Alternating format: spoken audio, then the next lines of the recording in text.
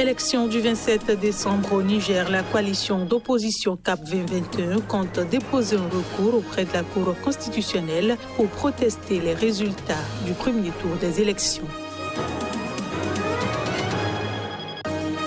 Au Sénégal, les députés ont accordé des pouvoirs accrus à Macky Sall. Ils ont adopté lundi une loi autorisant le président à instaurer un couvre-feu sans soumettre la décision à l'Assemblée. Et puis, visite du Premier ministre centrafricain à Bouali, la ville située à 340 km de la capitale, Bangui, a été attaquée samedi par des rebelles de la coalition des Patriotes pour la Centrafrique.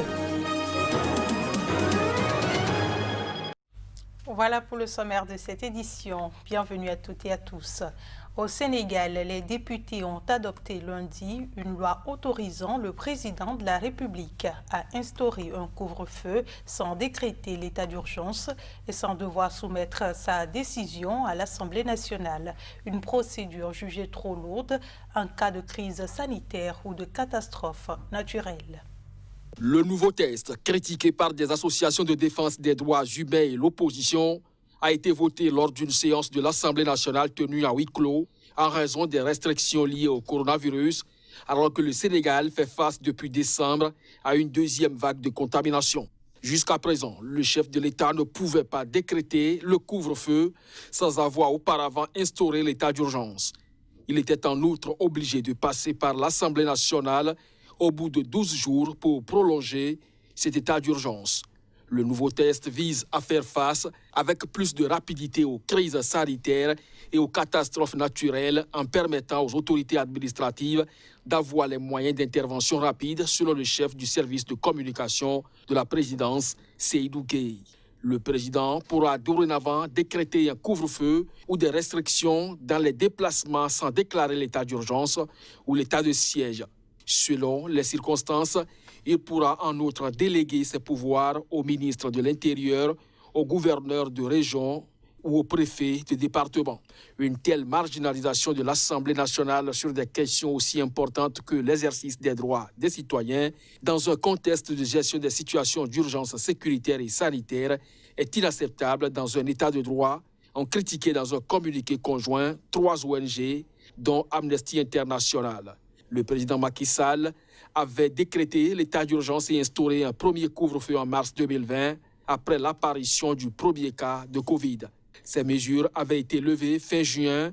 Le Sénégal a déclaré depuis mars 21 533 cas pour 469 morts. En République démocratique du Congo, les députés sont en session extraordinaire de 30 jours depuis ce lundi sur fond de polémique entre les ex-alliés de Joseph Kabila et ceux de Félix Tshisekedi. Les parlementaires devraient se pencher sur l'examen de la motion contre Innocent Vakpa, le questeur adjoint de l'Assemblée nationale. Mais ce dernier a annoncé sa démission pour des raisons de santé.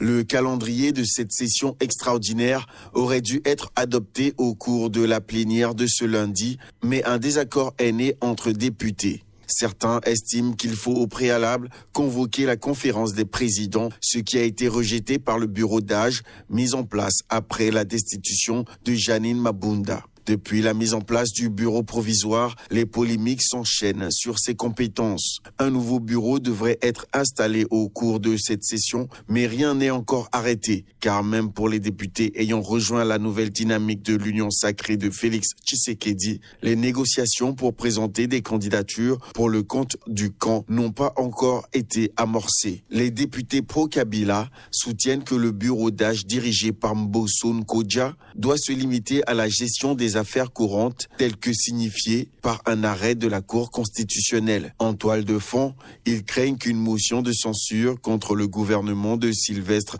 Ilunga, proche de Kabila, ne puisse surgir et être examinée au courant de cette session. Mais bien avant la convocation de cette session, une polémique sur l'aspect sanitaire éclatait. Officiellement, 2 députés ont été emportés par le Covid-19 en 10 jours. Selon une source médicale à l'Assemblée nationale, une trentaine d'autres auraient été contaminés, mais seraient asymptomatiques. On parle de l'Ouganda à présent. Les Ougandais votent jeudi lors d'élections présidentielles et législatives tendues où le président sortant Yoweri Museveni, au pouvoir depuis 35 ans, affronte l'opposant Bobi Wine. Devenu député en 2017, l'ancienne star de la chanson surnommée le président du ghetto s'est imposé comme le principal adversaire de Museveni. Quelques 18 millions d'électeurs sont inscrits sur les listes électorale pour ce scrutin qui vient couronner une campagne électorale bien plus violente que les précédentes. Des candidats de l'opposition ont été arrêtés et empêchés de faire campagne. Leurs supporters ont été visés par des gaz lacrymogènes et parfois par des balles réelles. Toujours en Ouganda, des observateurs électoraux issus de la force en attente de l'Afrique de l'Est ont exigé le respect de l'état de droit. Et ce alors que le pays se prépare à tenir des élections législatives et présidentielles qui sont prévues pour le 14 janvier prochain. Plus de précisions avec le chef de la mission d'observation de l'EASF en Ouganda. We will accept. ESF accepted to come. Nous avons accepté de venir parce que nous savons que c'est notre rôle d'être ici aujourd'hui. On ne va pas laisser le peuple ougandais et le gouvernement organiser seuls les élections parce que je sais que le gouvernement ougandais a besoin des observateurs internationaux et l'EASF a pris la responsabilité de venir. And ESF has taken the responsibility to come. And we come, I insist on the respect of the rule of law. J'insiste sur le respect de l'état de droit, de la démocratie et de la citoyenneté et sur le principe « un homme pour une voix ». Et je pense que ce sont les principes qui guideront tout le processus. Nous sommes convaincus que tout ira bien. Lead all the process. And we are in confidence that all will be well. But we cannot before say the situation is like this, like that. On ne peut pas dire que la situation est comme ceci, comme cela. Nous sommes ici, mais nous devons voir et observer. Et ensuite, dans notre propre rapport, on écrira et on fera un rapport. In our report, we'll write and we'll report what.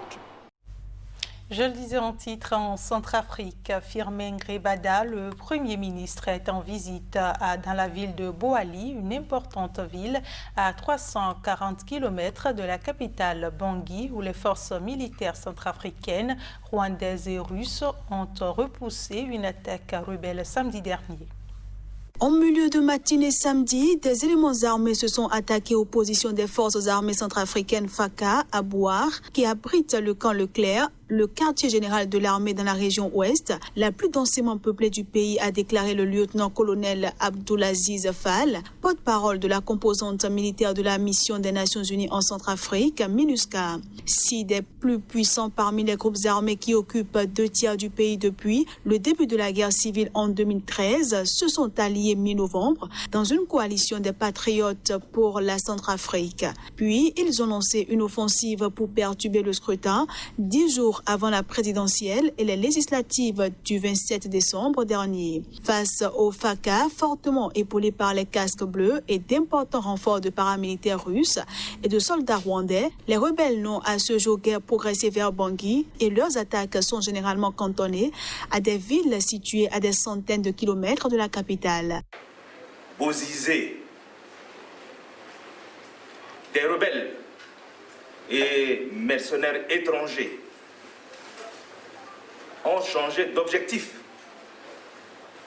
Au début, il était question de perturber les élections. Mais là, nous sommes en train de passer à une autre étape, qui est celle de la tentative de la prise de Bangui. Ils se sont déployés partout. Et comme vous venez de le dire à l'instant, Boali est un objectif majeur, puisque Boali donne sur la capitale.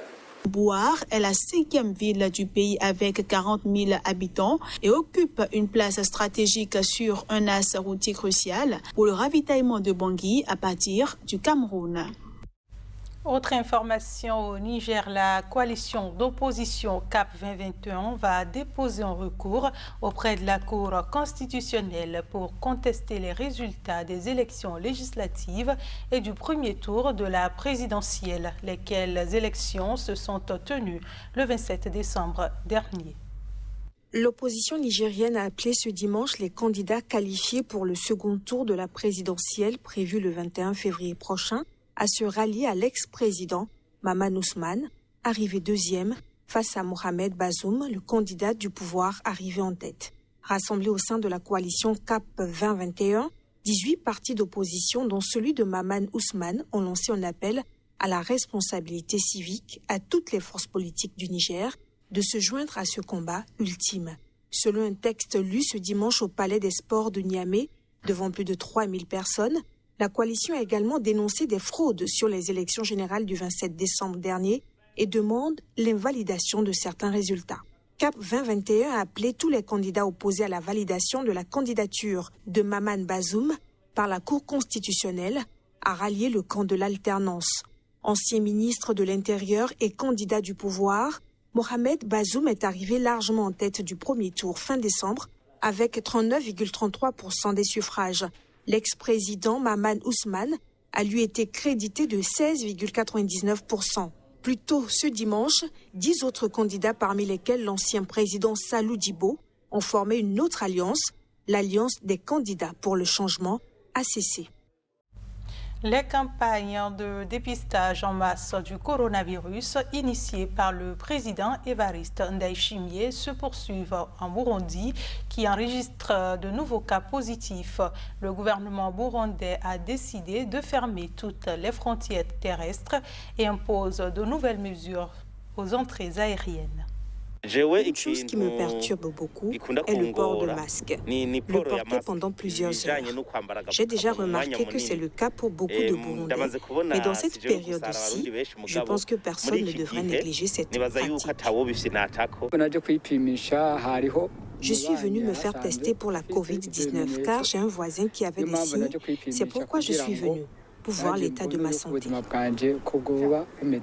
Au cours de la semaine passée, nous avons pu identifier plus de 5300 cas contacts, et parmi lesquels nous avons eu à peu près une centaine de cas positifs à travers tout le pays, que ce soit à Karusi, à Ngozi et à Muyinga, partout, et même ici à Bujumbura.